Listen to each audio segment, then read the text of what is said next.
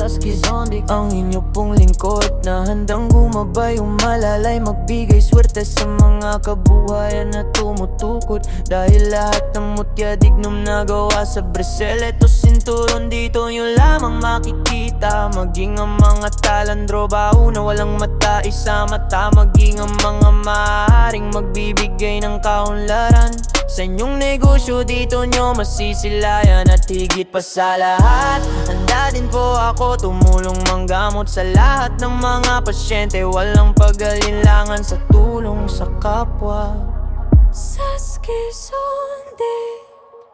ang anak ng kalikasan, sa tuwing papasok ng kagubatan o karagatan, siya ay napapahintulutan ng diwata o maging mga tagapagbantay ay kanyang mga kaibigan. Walang takot sumuong sa kagubatan.